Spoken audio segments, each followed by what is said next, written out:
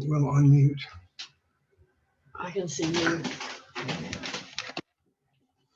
Okay, move over, move over, move over.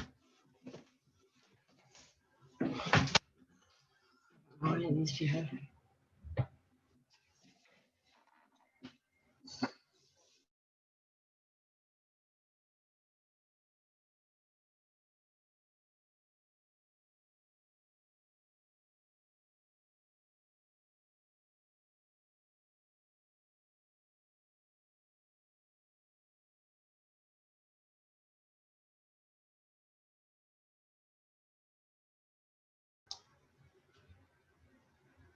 Please.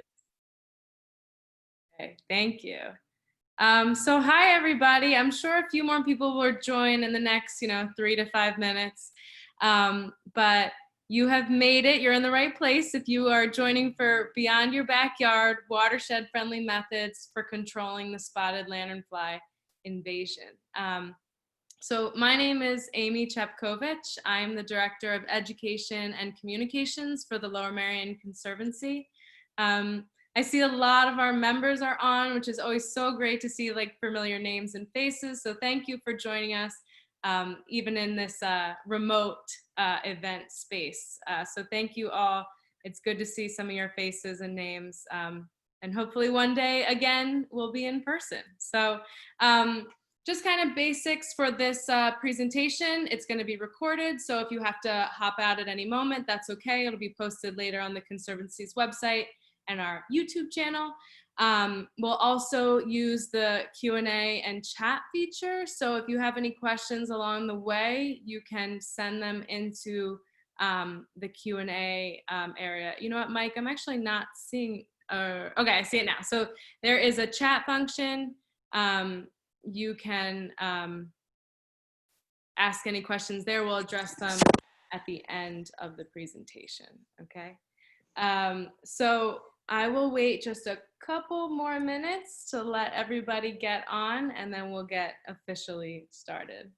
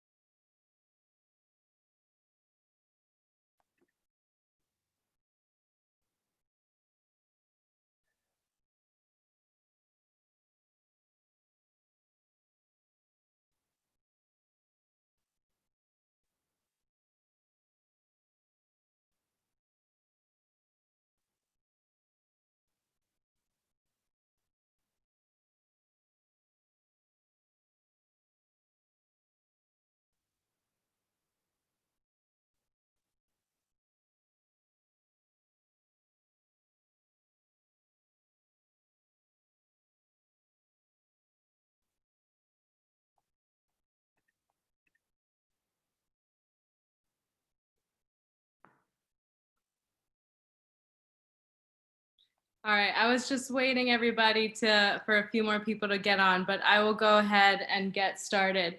So again, if you missed the beginning of my talk, my name is Amy Chapkovich. I'm the Director of Education and Communications at the Lower Merion Conservancy, and this is our Zoom presentation, Beyond Your Backyard, Watershed-Friendly Methods for Controlling the Spotted Lanternfly Invasion.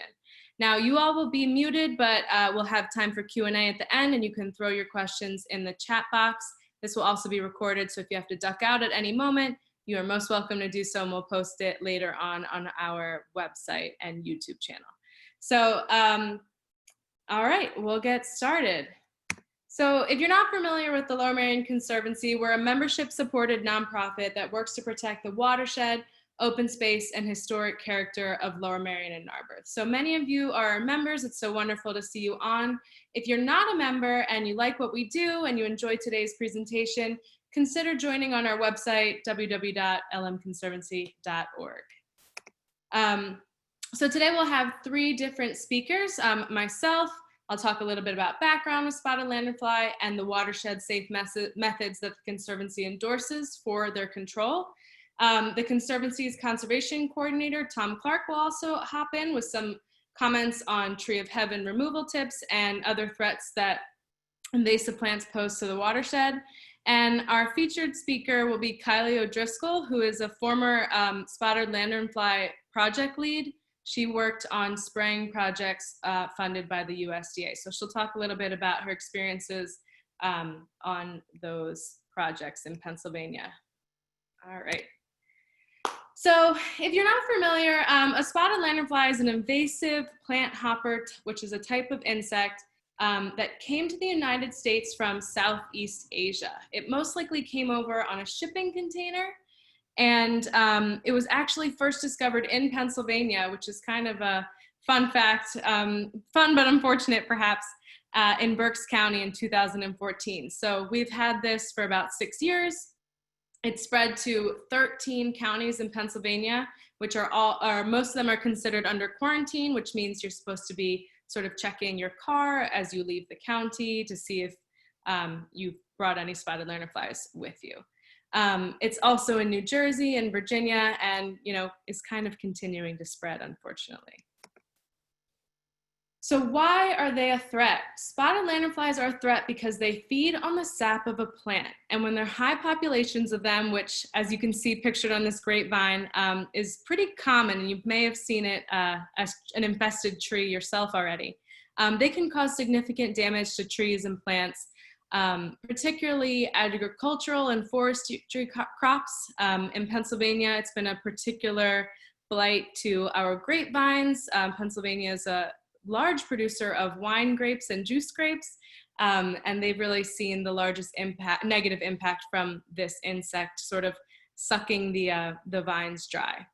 That said, they are not necessarily proven to kill trees and plants. So even though they are really destructive, they are more along the lines of weakening trees and plants significantly, so much so that something else will come through often and sort of kind of finish the job. So they're also a threat because they have very few natural predators. We've seen photos of birds and praying mantises and spiders catching and eating them.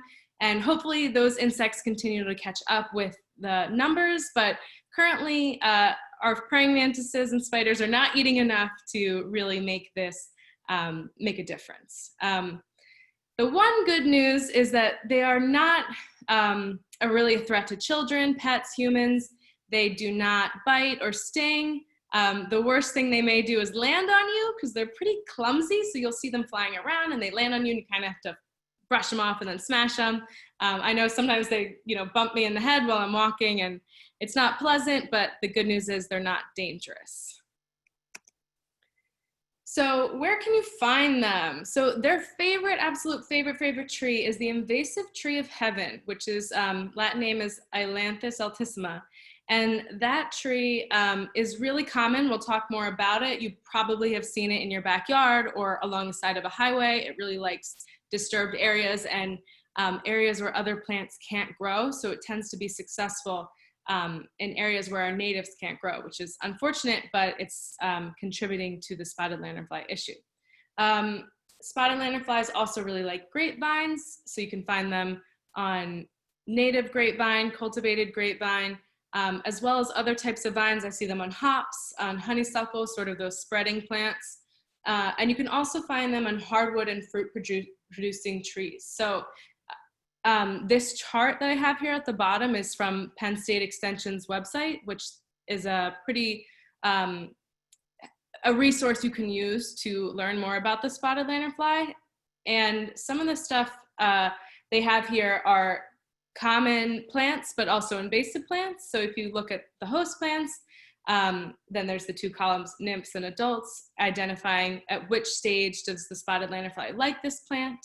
And so you'll see rose is something they like in the early nymph stages. Grape and tree of heaven is something they like in all stages. Black walnut tends to be the stage we're in like right now, which is when they're the little black nymphs or the black and red nymphs.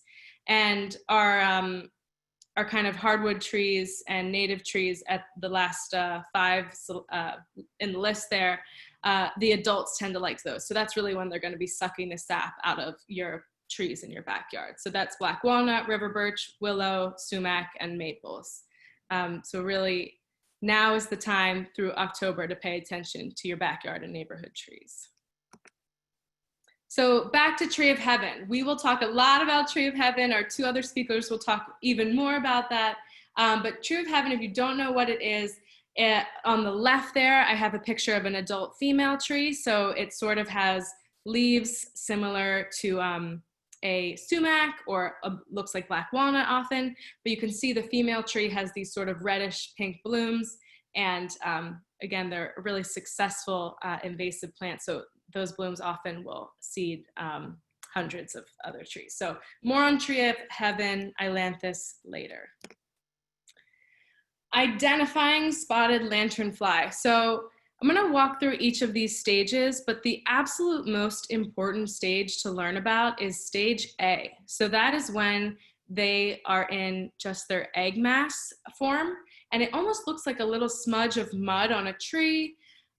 This can also, they really like deck furniture. You can find them in the wheel wells of your car, on telephone poles, railings, really everywhere outside. But it's really hard to identify because they just look like a little smudge of mud. That said, this is the most important time to be able to identify and destroy them. And I'll talk a little bit more about scraping egg masses later. However, this is really a winter time project. So from October to May, that is when you'll find those egg masses and be able to scrape them. It's also worth saying right now that the spotted lanternfly only has 1 generation of a year. So those egg masses, if you kill them in October, they are not going to become adults in the spring and summer and lay more eggs. This is the best method to capture them or prevent their spread is to scrape the egg masses. So stage B then, so once the springtime comes, they start to look like these little tiny black and white hopping insects. These are the smallest form of their nymphs. Then in stage C, they start to get some red markings, and you'll see them, they're a little bit larger, sort of coming into the size of like a penny maybe. And then pictures D and E are their adult form. So we're starting to see them come into adult form right now. I've been seeing them for maybe 2 weeks. And D and E they're about 1 inch long. They look like photo D when their wings are closed, and photo E shows when their wings are open. You can really see that red splay. So they really are kind of pretty, I think. And it's pretty easy to spot them when their wings are open because of that red. So if you ever see like a flit of red fly by your face, try to watch where it landed and smash it, because that is a spotted lanternfly.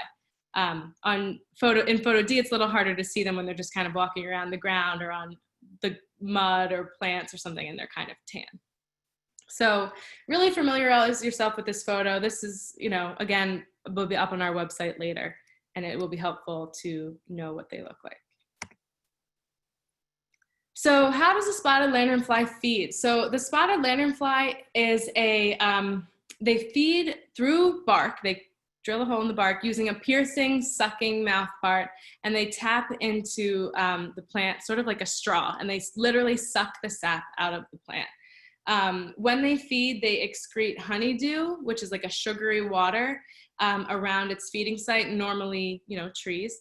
And this encourages the growth of black sooty mold around the tree or the plant. So you've seen like black sooty mold around, especially at the bottom of a tree. Really like look up and see if in the branches of the tree there's spotted lanternfly, because you'll know then you can do work on that. Now, this image on the right-hand side, sort of the upper right-hand side, is Tree of Heaven. You can see those kind of alternate leaves.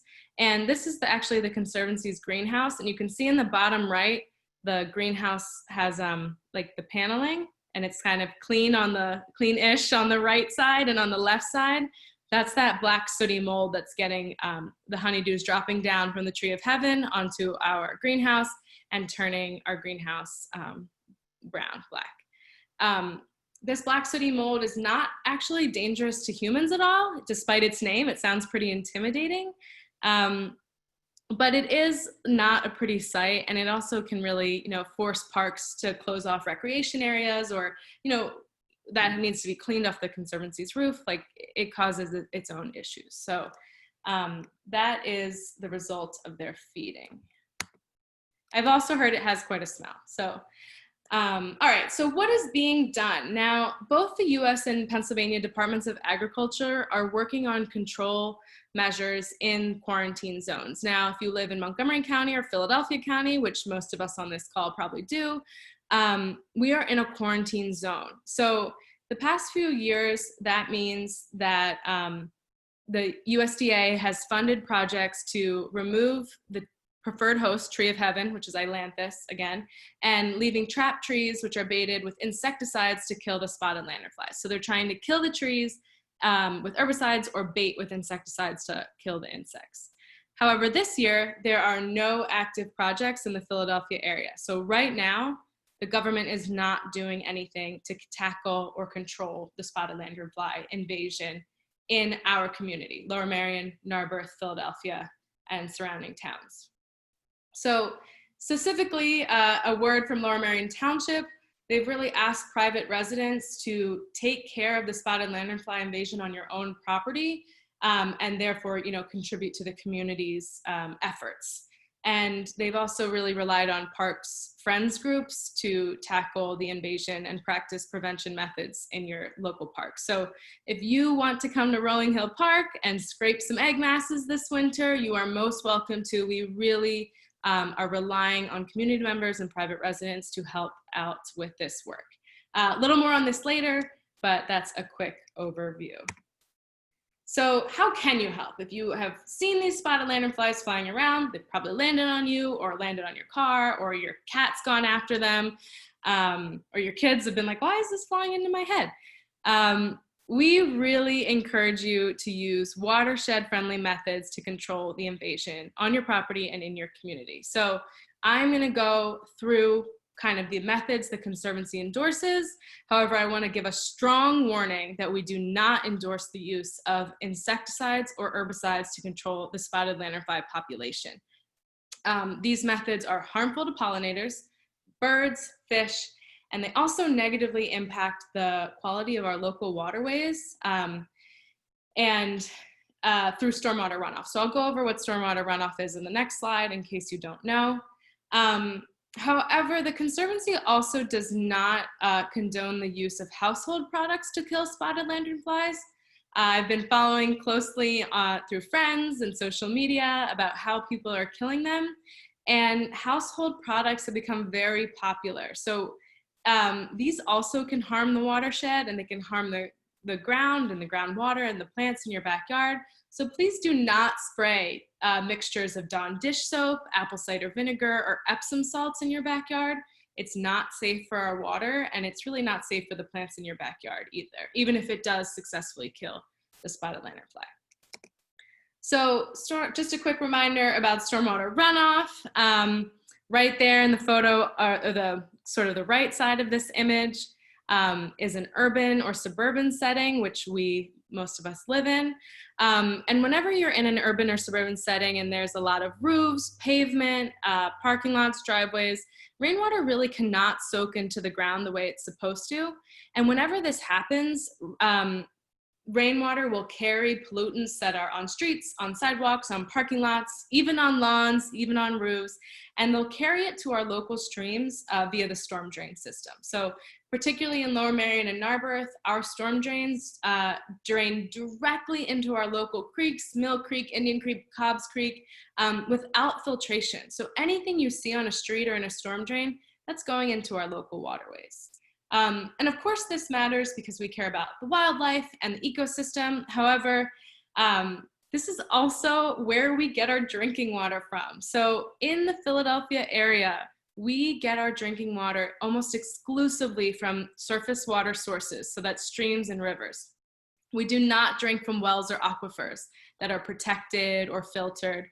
So whatever we're putting in our surface water is really going to end up needing to be taken out of our drinking water. And that's not always a perfect system. So really, we want you to be mindful of what you're putting on the ground because it ends up in our drinking water.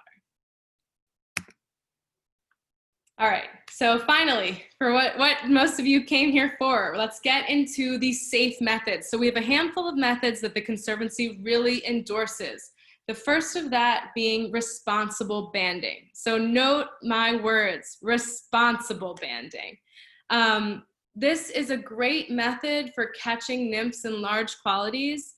However, you need to be super mindful of catching pollinators, of catching birds, and other sorts. So in the left image, this tape method has some fence wire over it to protect birds from getting onto it.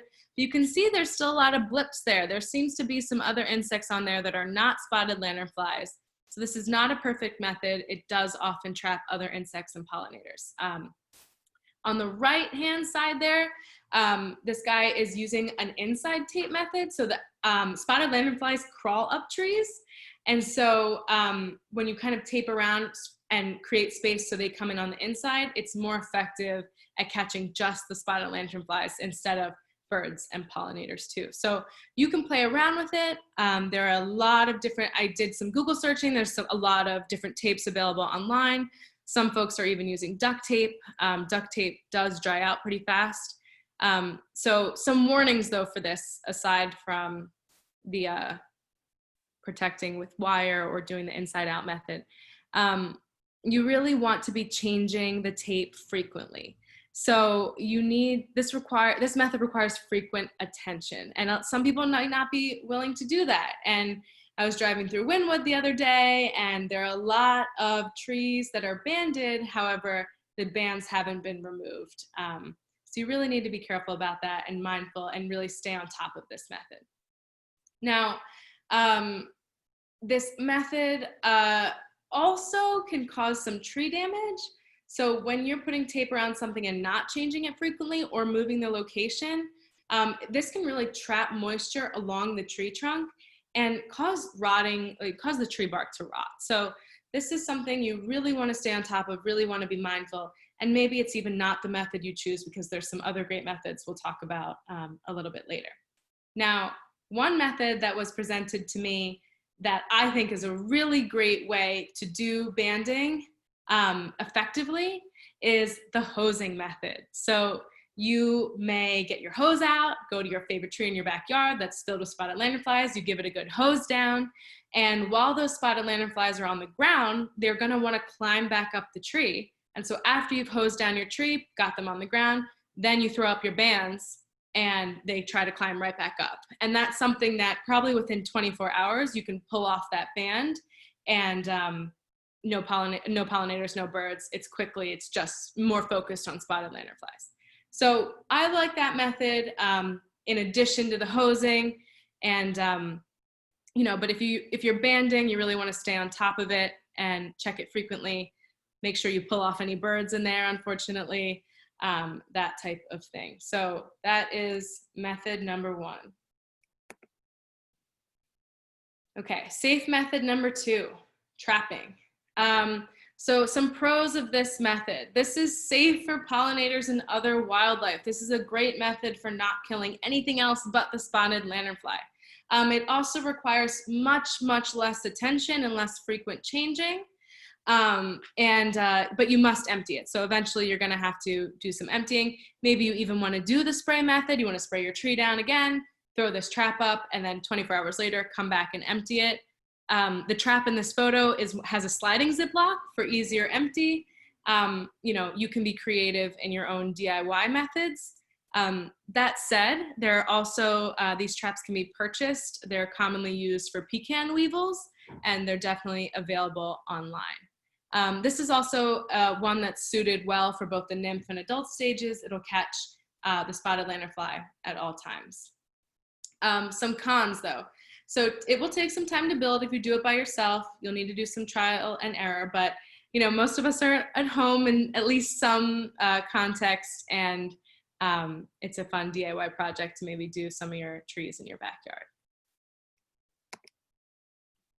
All right, safe method number 3, drowning. So this is a really popular method. One thing I really like about this method is I've heard a lot of people do put soap in the water they drown their spotted lanternflies in. However, I've heard it effectively kills without soap. So this can be a really excellent watershed-friendly method if you do not use your Dawn dish soap in there. This is also really targeted. It's not going to kill other pollinators or wildlife, and it's going to be able to help you target, certain trees or vines in your backyard. Cons on this one, it's definitely time consuming because you have to stay on top of it. You can't just leave it and let it go. Spotted lanternflies, most of you have probably been out there killing them anyway. They are jumpers. So if you're gonna go drown them, you'll figure out a method to maybe, like, I've heard some people kind of scare them from behind, and they kind of get them to hop into their container. Different types of things like that. So you really can play with it a little bit, kind of figure out a container. I've heard people cut out milk jugs, old laundry detergent containers, have all worked well. This image is a screenshot from the Narberth Shade Tree Commission's drowning video. So just want to give them a little shout out. They're recommending drowning, and their method is really able to have a lot of control for dipping vines in. So, they're able to kill a lot of nymphs that way. So if you are going to use soap though, just a reminder, try to dump the soap at soapy water, maybe remove the lanternflies and throw them in your trash or something, but dump the soapy water down your drain instead of just on the ground or in your storm drain. Definitely don't do that. Okay, so drowning, that's a really popular method. Good one. We've come to my favorite method. My coworkers who are on are probably giggling even though they're muted, but I have personally really been into blow torching. So this is a really quick and effective method in killing large quantities of spotted lanternflies at once. It doesn't, on the plants I've done it on, it doesn't seem to damage the plants at all, either in the moment or long term.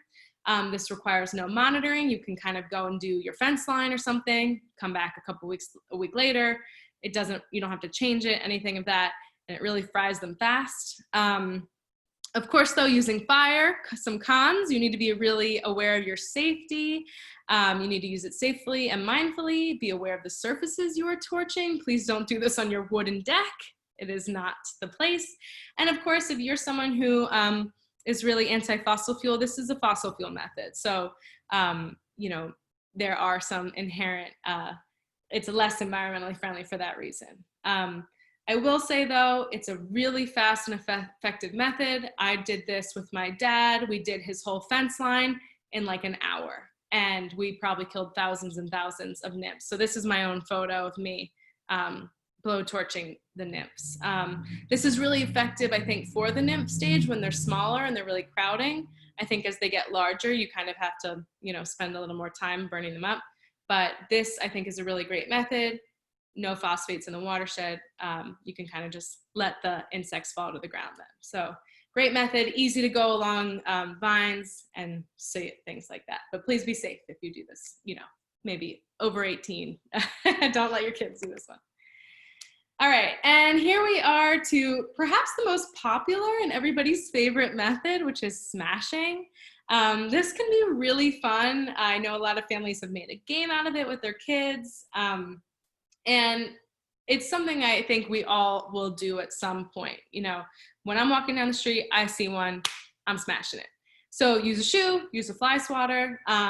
Again, spotted lanternflies are hoppers, so you're really gonna want to, if they jump away from you, they usually take a little bit of recovery time, so get them before the second jump. So maybe scare them, get them on the second jump. They're pretty easy to catch. They're pretty clumsy insects, so usually if you chase them a little bit, you're able to get them.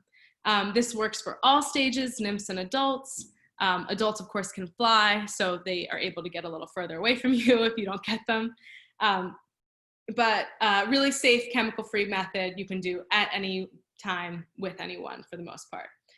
Cons, of course, it's not super effective. You cannot kill large quantities because it just takes a lot of time to get all of them through at once. So you really do it when you can, but perhaps this isn't your primary method.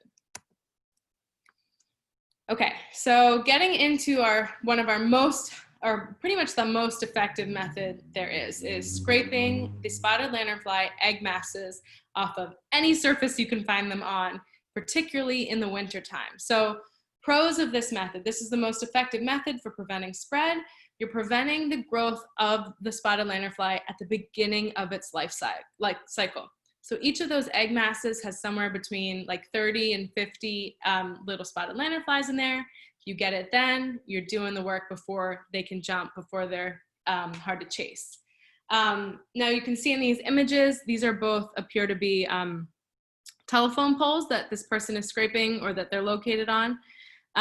So you have to look around. But I would recommend starting by identifying Tree of Heaven in your backyard or your community. Again, more on that later.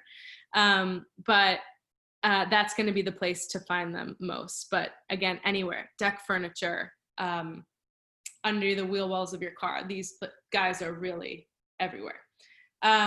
So you'll also see in this image, this person is scraping the egg mass into a container. That egg mass that container has a little bit of alcohol in it. And that will help to really, truly kill those insects. So scrape them into alcohol, just don't scrape them onto the ground because they may survive. They're pretty resilient like that. So cons of this method. As I've said before, the egg masses can be very difficult to find. They really just look like a little mud smudge. And oftentimes your egg mass is not gonna look like that photo on the right where there's 20 of them in one place. It's going to look like a small smudge on a tree bark. So really, again, familiarize yourself with what that egg mass stage looks like. They can also be in difficult to reach locations high up in trees. It seems that the spotted lanternfly perhaps are learning and they are laying their egg masses higher and higher up in trees. So you need to do this safely if you are going to try to get in higher into trees or, looking around your property in different places. Please be safe. But this is the most, again, important work in the winter time. So when the leaves are gone, go around your property or in your neighborhood and really look for these egg masses. So the invasion may appear less visible. However, it's going to be the most effective method. So in conjunction with scraping egg masses, the really ultimate sort of method is going to be removing the Tree of Heaven.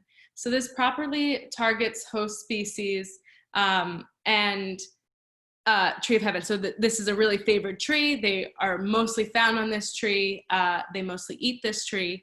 And one of the ways you can really get rid of the egg masses and the trees, kind of hit two birds with one stone there, is by properly chipping the Tree of Heaven. So this may require you to pay for service, a landscaping company, to do the proper chipping, but it really, really needs to shred the egg masses up, shred the tree up in the fall and winter, and to get rid of these trees. So that's going to be, again, another super, super effective method for really not only getting rid of the insects' egg masses, but getting rid of their host too. So again, hits two birds with one stone, and there'll be a little, even more on this a little bit later. So I'm gonna pass this on, or the mic on to Tom Clark. So Tom is our conservation coordinator at the Lower Merion Conservancy, and he's gonna talk about removing Tree of Heaven and replanting for our watershed. Now I have to unmute Tom, so let me find him. Unless Mike, you get there first. Amy, did you want to deal with the questions about your part now? There's a lot of things in chat. Oh, are there? Okay. I can, I suppose. I'll find Tom while you deal with that. Okay, sure. All right, everybody.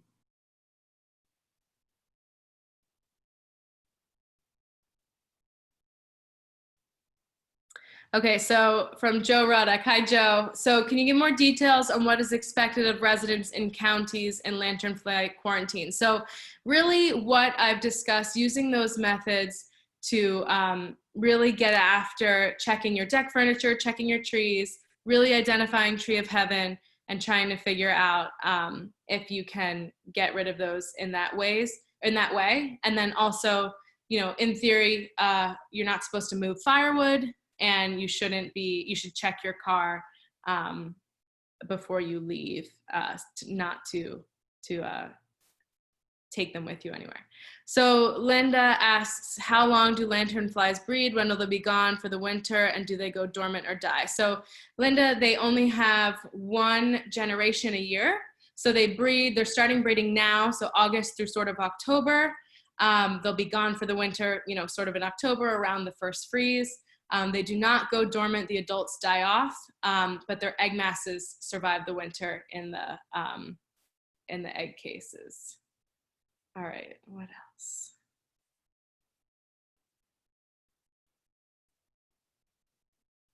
Oh, someone has a comment about shooting salt. I've heard that is effective, and I think it is fun. I would be concerned about shooting salt in my backyard personally, but I would be mindful of shooting salt. Someone asks, can you give directions for how to build a trap? Just Google DIY spotted lanternfly traps. There are a number of resources online, and that is a good method.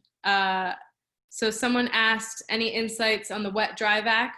I've heard people vacuum them. I'm not sure how people are killing them after they vacuum them, or if the suction is enough to kill them. I would recommend maybe doing some of those other methods, but I have heard that people vacuum them. I'm just not sure how they're killing them. So maybe, you know, emptying your shop vac, vacuuming them up, and then maybe dunking them in water to kill them. That is one way to do it for sure. All right.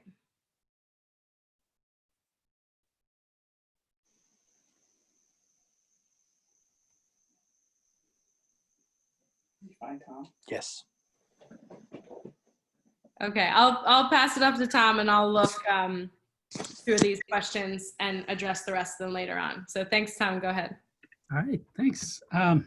So I'm going to go into a bit more detail about identifying the trees of heaven so you can go about removing them, and then what to do after you remove them. So trees of heaven have smooth gray bark with vertical striations that can get a little more pronounced as they age. They have compound alternate leaves, as you can see in the picture to the lower right here.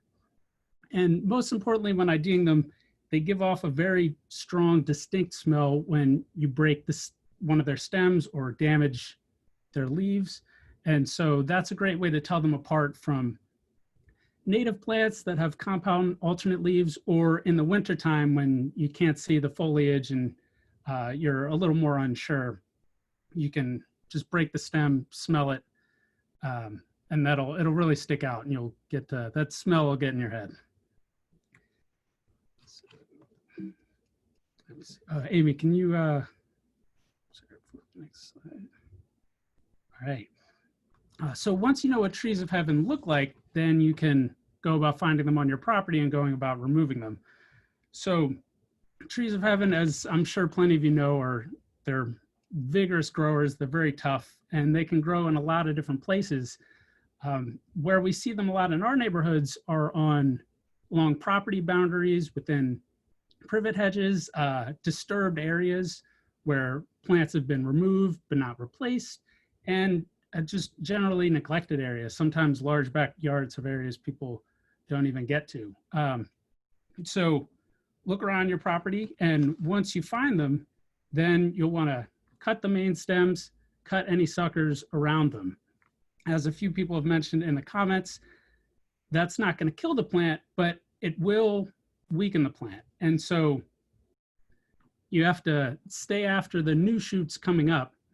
And I suggest communicating with neighbors, because these shoots don't care about property boundaries. So the best way to really stay after it is let your neighbors know what you're looking for, so you can all cut them back. And you really can remove them manually. It takes a bit of staying on top of it and cutting it, but if you cut off their energy source, they're not invincible. They're not going to keep coming. So you just stay on top of it. And fortunately, once you cut the larger stems, it'll get much easier. For larger trees, you may need to hire a tree company to come in, or if you'd rather do things on your own, you can cut a wedge in the tree to direct where it will fall when it does eventually come down. Sorry. Thank you. And so cutting down the trees of heaven is only part of the battle, because if you don't replant, then you'll just get new trees of heaven or other unwanted invasive plants that can cause problems for you. So what you really want to do is, wherever the space allows, plant native trees or smaller plants. So native plants are plants indigenous to southeastern Pennsylvania, plants that would naturally grow here. And so I'll focus on trees because we're replacing trees and we want to get more trees into the landscape. Our landscape can fit so many more trees than we currently have. And so trees have numerous benefits. They decrease flooding, because during storms, they capture gallons and gallons of stormwater. And they also help clear more space for water to get into the ground, because their roots help loosen the compacted soil. They also help retain soil to reduce erosion. They create habitat by hosting numerous native organisms and wildlife. And they improve our habitat because they regulate temperatures, which can help keep houses cool. They're a great place to hang out in the summer. And as you get more trees in the system, tree roots help stabilize other trees, eventually serving as windbreaks too. So if you have a couple trees you like with space for more, adding more trees will only help protect them and increase their lifespan. So then, just bringing it back to spotted lanternflies, trees of heaven, while they can grow just about anywhere, they do grow slower in the shade. So if you have more shady areas, it's easier to stay on top of new tree of heaven growth or any seedlings that pop up. And it can really help you get a hold of this problem and reduce or eliminate the host plants for spotted lanternflies, and which will really take a toll on their population. Thanks, Tom, for adding those comments about trees. So everybody in the, or not everybody in the chat, I want to address a couple more things coming from the chat. So someone commented on Penn State Extension's using the use of recommending herbicides to kill the tree of heaven. Again, the Conservancy strongly does not recommend using any herbicide or insecticides on your property or for these trees. You will need to be diligent in managing the shoots. Like Tom said, maybe you even need to communicate with your neighbors about traveling shoots on their property, but it is possible to eradicate them with just diligence. Susan in the comments saying 2 to 3 years to get rid of her saplings or shoots coming up. So you can just stay after it. We hope you choose the organic method because the herbicides really are a danger to our local watershed. And this is also maybe the moment to say that while Penn State Extension's website is an excellent resource, they do recommend insecticides and herbicides, and the Conservancy just can't support that. We really believe in clean water. We really believe in a chemical-free Lower Merion and Narberth. and it just does not align with our mission. So for those of you interested in non-chemical methods, again, we're going to make our own little guide on our website so that you can check it out there. I also wanted to address someone's question about the the like fungus that Penn State is researching. So I'm not sure if that's accessible to kind of the everyday private homeowner right now. I'm not super well informed about the fungus. However, if it becomes widely available and it's been proven to be safe and not affect water quality, perhaps that's a method that we can use in the future. So these methods are just for the now. All right, so I'm gonna head over to our final speaker. Mike, maybe while I introduce her, could you go find Kylie and unmute her, please? So Kylie O'Driscoll is our next speaker, and she is a former Spotted Lanternfly project lead on USDA-funded spray projects. So she's going to talk about the project she worked on, discuss the effects of insecticide and herbicide on wildlife, and offer best practices for controlling the invasion, really without chemicals. So whenever she's ready, I will let her take, and then Kylie, you can just let me know when you want me to get into the next slide. Cool. Yeah.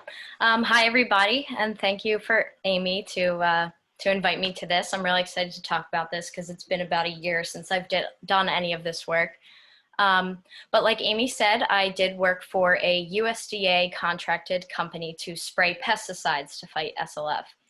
And we worked in Lancaster, Berks, Montgomery, Bucks, Lehigh, Delaware, and Philadelphia counties in the late spring and summer of 2018 and 2019. But we didn't get to the Philadelphia region, which included like Bucks and Montgomery and Delaware counties as well, until the summer of 2019. We only treated the tree of heaven because this is the preferred host species of SLF. And I know that Tom talked a little bit about this tree, but I would like to add a little bit more just to give you guys a better understanding about our treatment method and why we did what we did. So these trees are sucralose, which means they produce root sprouts. So if they sense stress, like being cut down, they will send up another tree from its underground roots. And this is a form of asexual reproduction. So they're really just producing a bunch of clones of themselves. And a stand of ailanthus trees very well may be all from one root system. But they do also have separate male and female trees. So the female trees produce the female parts of a flower, which then create seeds. And then they can produce hundreds of genetically different saplings in one season. Ailanthus also produces a chemical which inhibits the growth of other species. So basically these trees are just generally great at existing and growing in places that may be too harsh for other trees. To move on to what we did for treatment. We treated trees with either herbicide to kill the tree or insecticide to kill the bug. So trees that had a DBH of under 6, and DBH is diameter at breast height. So you take a measuring tape specific for DBH, and you measure it about your breast height. And so the ones that were under 6 were treated with an herbicide. But initially the USDA wanted to treat all female trees to stop the spread of them. However, this posed a safety concern, leaving large dead trees behind. So for the herbicide that we use, it's called Pathfinder, and our method changed quite a few times over the 2 years, the 2 seasons that we did treatment. At first, we would hack around the entire base of a tree of heaven, and this is called girdling. And we would hack through the phloem, which is the inner layer of a tree responsible for transporting nutrients.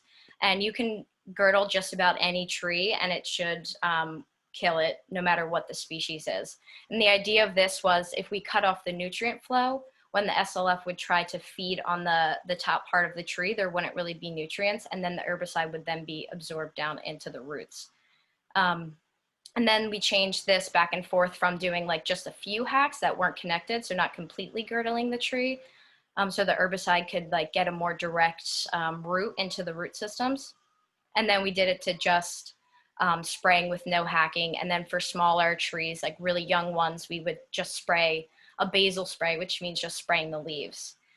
And then, so for trees that had a DBH of 6 or greater, these ones were treated with insecticide. And this is called Transtec. And the active ingredient in Transtec is something called dinotefuran. And this method we changed as well, but it was mostly from DBH height, either down to the base of the tree, or DBH height a foot or 2 down. And we would surround the entire tree with the insecticide. And so the tree was supposed to take in the insecticide, and ideally every part of the tree would then contain it, so that anywhere SLF would feed, they would intake insecticide and then die. To spray certain pesticides like these two I mentioned, you do need a commercial spraying license. So these aren't something that you can just go pick up at Home Depot. And to get one of those, you must be an employee of a company who also has licenses to purchase and apply pesticides. So while I was studying for and taking these exams to get my license, I learned the most important rule for applying pesticides is the label is the law. So every pesticide has something called a label, and then as well as a safety data sheet. So these things were to be followed rule for rule unless otherwise stated by the state or federal government. So you can look up the labels for these two things online, but I would like to cover some of it just to explain how they work, and then also where they should and shouldn't be applied, and also their effects on our waterways and some other things besides SLF and Tree of Heaven. So the herbicide label, the Pathfinder label, it says that it is toxic to fish. So do not apply directly to water or an area where surface water is present, or to intertidal areas below the mean high water mark. It is not for agriculture use, and it also says do not enter treated area until sprays have dried, which this to me sticks out because it's saying this isn't good for humans, and we would also tell homeowners to keep their pets away until it is dried. Also, untreated trees can be affected by the movement of herbicide through root grafting with treated trees. So if the Ailanthus was growing close to a non-target tree, this tree may also die if their roots are intertwined. We actually saw some large, greater than 6 dBH Ailanthus trees dying when smaller trees nearby were treated. And this became a safety issue because a dead tree has a greater chance of dropping limbs or falling over. And this was obviously a huge concern when treating homeowners' yards. And I just want to clarify, I call it Ailanthus, but it's Tree of Heaven. It's just, I guess, a tree person thing. We just go with the scientific name. But yeah, so then moving on to the insecticide label, this one seems a lot more harsh than the herbicide. So this is toxic to aquatic invertebrates, and this includes a lot of native insects. They lay their eggs, and then their larvae grow up in our creeks. And so these are important insects for maintaining like bad insects. So a lot of these things will eat mosquitoes and things that are pests to us. So the same thing says do not apply to water or areas where surface water is present, and the same thing with the intertidal areas. Do not apply when weather conditions favor drift from treated areas. And when we're talking about drift with pesticides, this just means wind is blowing your pesticide from where you're trying to spray it onto something else. So essentially don't spray in high winds.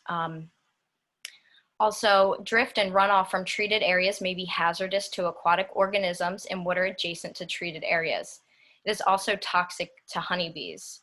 The persistence of residues and potential residual toxicity of Transtec in nectar and pollen suggests the possibility of chronic risks to honeybee larvae and eventually instability of the hive.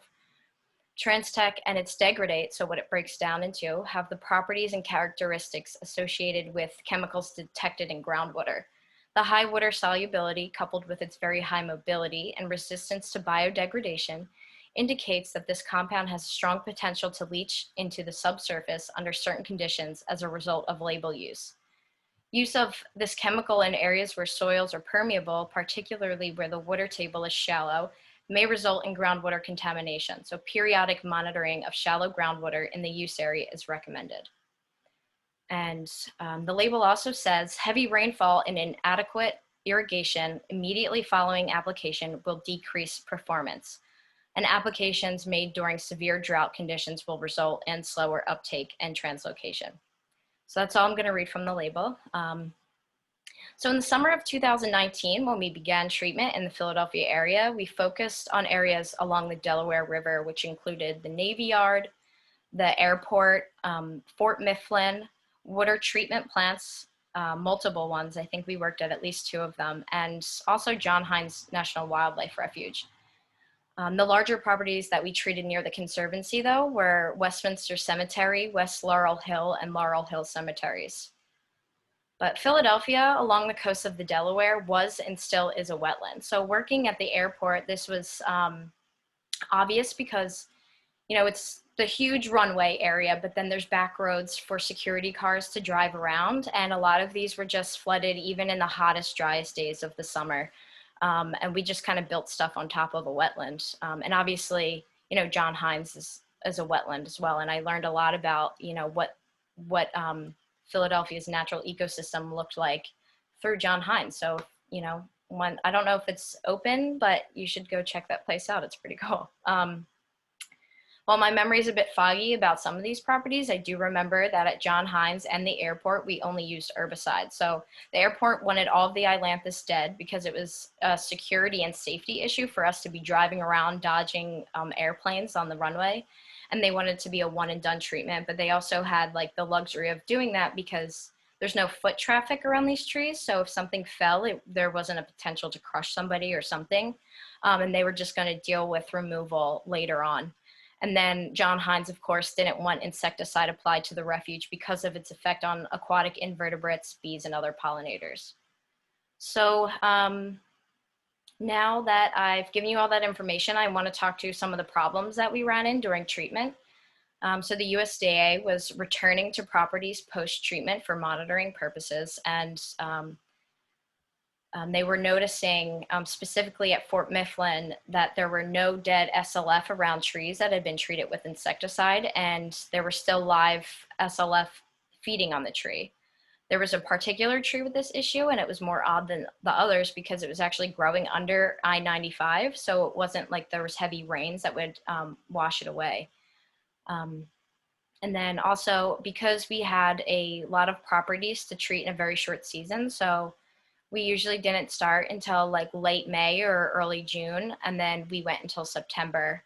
And then states like Virginia, they treated a little bit longer into October because they're more south. So the USDA gave them a little bit more time to treat. Yeah, so what I was saying with the short season, we really couldn't avoid heavy rainfall. There were some weeks where it was gonna rain heavily every single night, and the USDA still pushed us to continue treatment. And not only did this affect the performance of both the herbicide and pest and insecticide, but then this was also causing these chemicals to be washed away in stormwater runoff into our creeks, specifically like the Delaware, since that's where we were working. Also, as I mentioned before, we didn't attempt to kill the large female trees with herbicide, but we did treat the hundreds of saplings that were under a female tree.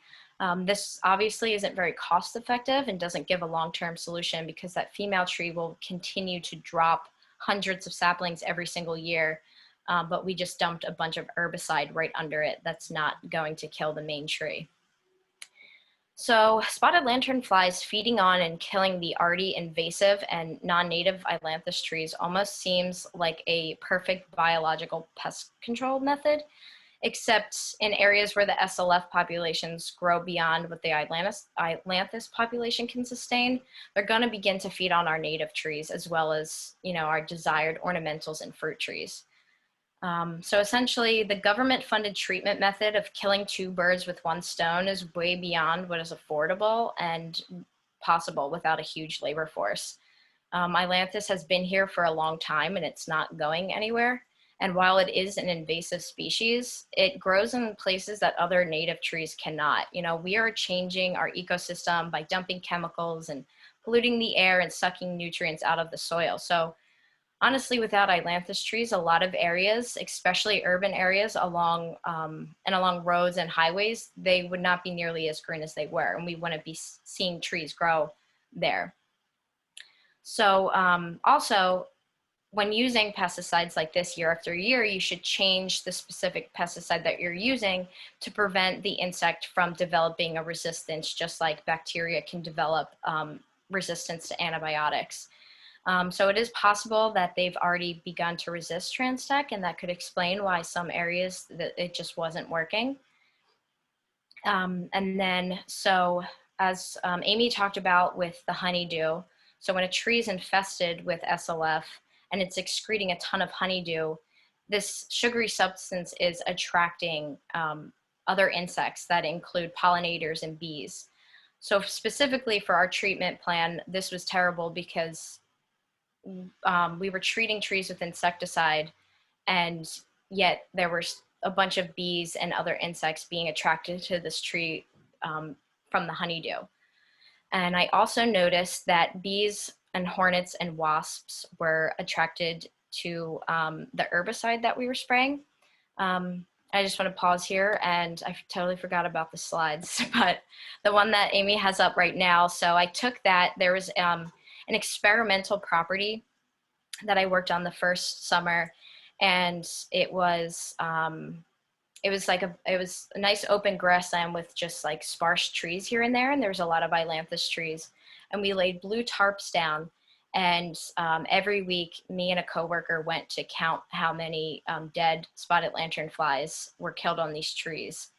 And there were thousands every single week. We did it Monday and Friday, so twice a week, and every time there was thousands. So this insecticide was working, except as this picture shows, other insects, although the European hornet isn't native, it's not harmful, and it was attracted to the tree, was feeding on the tree, and then therefore dying from the insecticide. And then if you want to go back a slide. Yeah, one more. Yeah, so I'll go back. Yep, there you go. So when we use insecticide on the insects, if they were on the tree and they were sprayed directly with them, or if they had been feeding on a tree that was sprayed with insecticide, we would notice that they would kind of, they wouldn't be as jumpy. So they would open their wings and they would begin twitching, and then eventually they would die. So it was not a very, a pretty thing to watch them die from this insecticide. But you know, sometimes it was very effective, and sometimes it just didn't seem like it was working very well. So to wrap it up, I want to give you guys what my personal beliefs are. I think that the efforts to stop or at least slow the spread of SLF must be done year-round, like we've all talked about. You know, it seems much easier, at least to me, to find and remove egg masses during the fall, the winter, and early spring, rather than try to kill SLF during their feeding and breeding season by dumping a bunch of chemicals into our landscape, especially with all the issues that I've talked about. As a homeowner, the best thing you can do is search your property for egg masses and remove them. Like Amy said, these bugs are smart, because I've noticed them laying their egg masses higher in a tree out of reach. So like we've said before, if you have ailanthus on your property, especially if you've seen SLF and or their egg masses, and you can afford it, I would definitely recommend getting this tree cut down, but not only cut down, but properly chipped as well, to make sure the egg masses are destroyed. So this is something I wanted to touch on, because I know that the Penn State Extension and the USDA recommends that you scrape them into an alcohol bottle, but they also recommend that you properly chip them. So what I do, or what I did when I still lived in the area and I was finding egg masses, I would just kind of squish them. I wouldn't just scrape them. And I think if you're crushing the eggs, they're not going to hatch. So the females lay that gray gook with the eggs as the protective layer to allow the eggs to survive the colder winters. So if you're removing them and squishing them, I think that's enough without even having to use alcohol. So I did show one of my first slides. I did show a picture of two of them mating. So I wanted to point this out because right now this is a good thing to note. So the one on the left is the female, and she's larger, and her abdomen looks more swollen. So you can see like wider yellow stripes in in between the black stripes. And those ones are specifically very important to kill right now because those are the ones that are going to be laying all of the eggs very soon. And although this is a little bit gross, when you squish them and they're close to laying eggs, you can actually see the eggs come out. But like I said, she hasn't released the protective coating to let them survive the winter. So I don't think you have to worry about using any kind of chemicals or anything to then kill the eggs as well.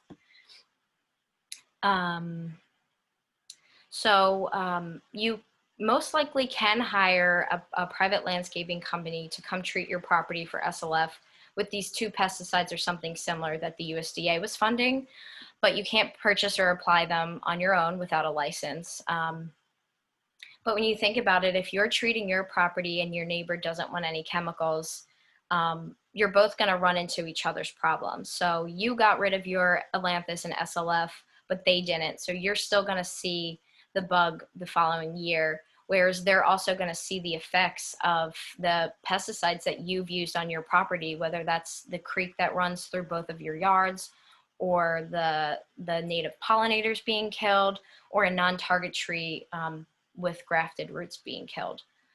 So knowledge, I think, is the first step for tackling any issue, of course. So I think it's very important that we all know everything about the spotted lanternfly that we can. So know what it looks like in all life stages, know their egg masses, but also know their native lookalikes because they are in the same suborder as cicadas, leafhoppers, spittlebugs, and some other native species. So if you've never actually seen a small nymph, you might confuse it with something else. And you don't want to be killing something that we do want in our environment.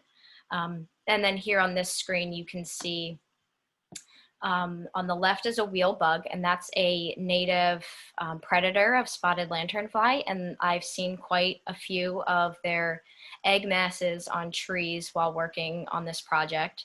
They don't look too similar, but before I seen the spotted lanternfly one, I wasn't really sure what I was looking at. And then on the right is the praying mantis, and their egg masses kind of look similar. They lay them a little bit differently, but they're not just that gray slime that you'll see on the bark.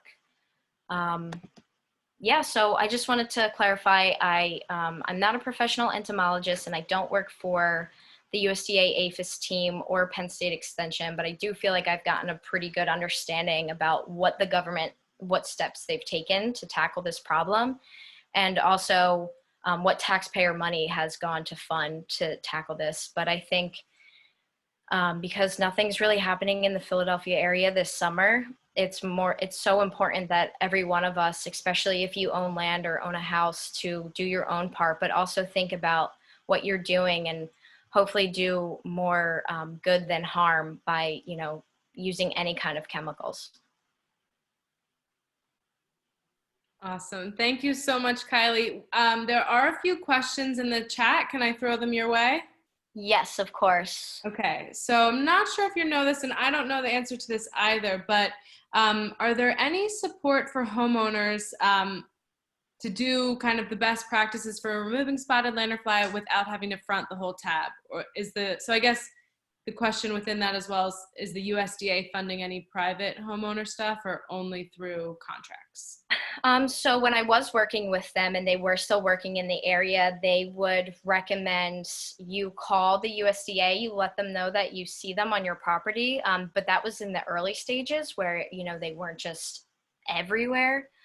So the USDA wanted to know which properties they were on. So then they would come to your house and then they would get your permission to come treat. We would also come back, get your permission. But unless the USDA is working with a company that they're paying to go treat, they're not funding anything.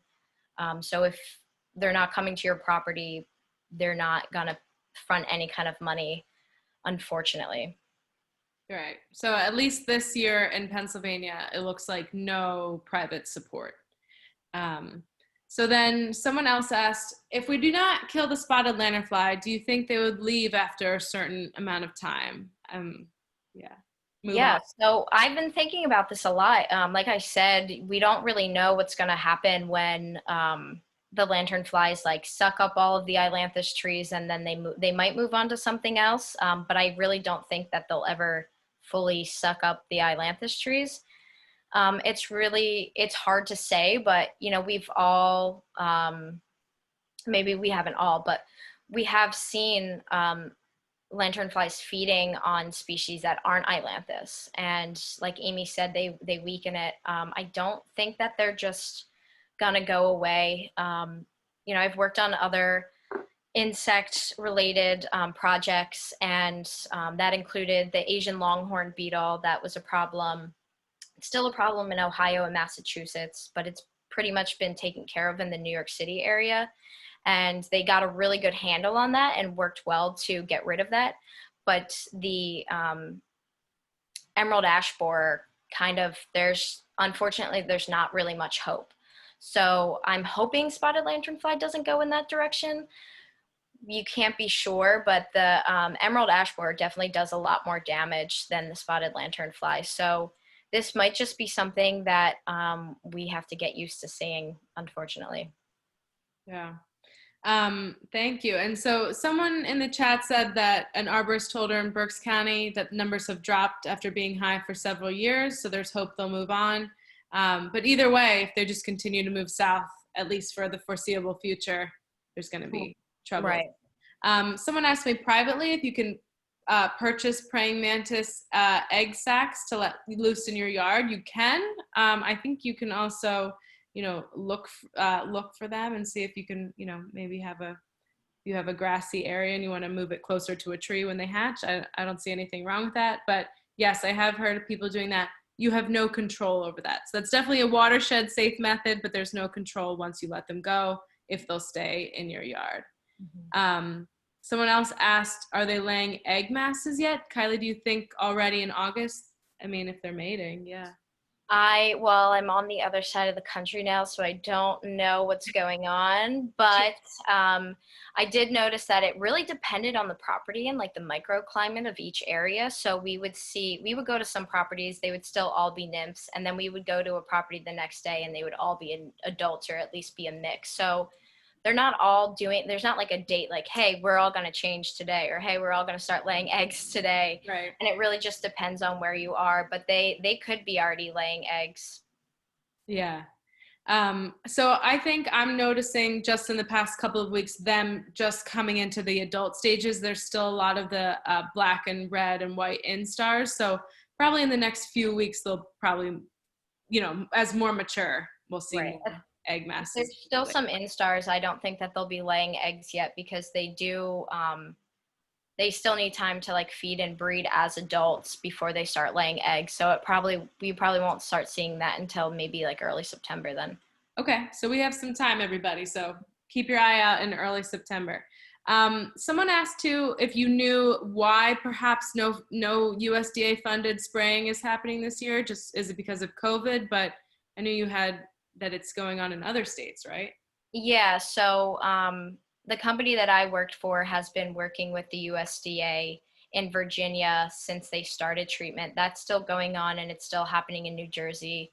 I have no idea why it's not happening in Pennsylvania.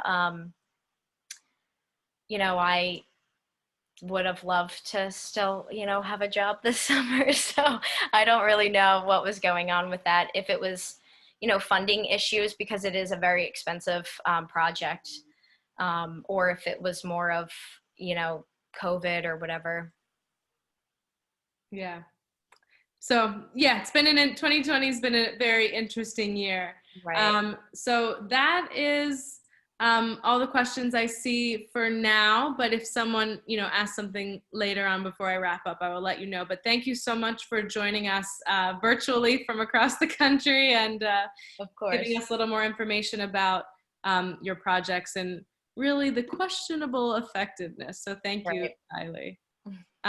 So again, some folks in the chat are talking a little bit more about spraying and insecticides and all that. And again, the Conservancy really can't support herbicide and pesticide use, especially if they may be moving on. We don't really see any reason to be overspraying chemicals in the long run. Someone also asked if Lower Merion Township was doing anything. So again, Lower Merion Township has asked private residents and friends groups for local parks to take care of it on our own, their Parks and Rec staff are not taking care of or not treating trees or banning trees in our parks and community spaces. I am going to go to our last couple of slides just to wrap up. So, in summary, everybody, the most effective method for getting rid of the spotted lanternfly is removing and properly chipping Ailanthus, the tree of heaven, so getting not only their host tree, but getting the spotted lanternfly at the beginning of their life cycle before they have the chance to develop. Chemical treatments are not necessarily proven to be more effective than watershed-safe do-it-yourself methods. Even though the invasion may seem really intense right now, it's hard to also see year to year your treatment on your property. Again, I think Kylie and Tom might have sort of said this, like, your neighbors still might not be doing anything. So communicate with your neighbors. And just because you're not seeing a difference in numbers doesn't mean what you're doing is not necessarily working.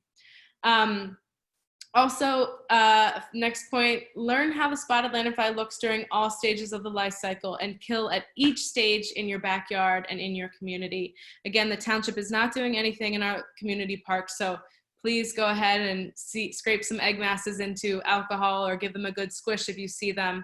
And for more resources on what they look like as egg masses, just go ahead and Google search spotted lanternfly egg masses. There are tons of great images. And really, once you see your first one, I know for me personally, I was like, oh, I totally get that. Now I see them all the time. So I think once you kind of see one in the wild too, you'll know. And finally, the Conservancy will be putting this presentation recording and other website resources on our website sort of later in the week or early next week. That'll give you information on how to do this in safe ways.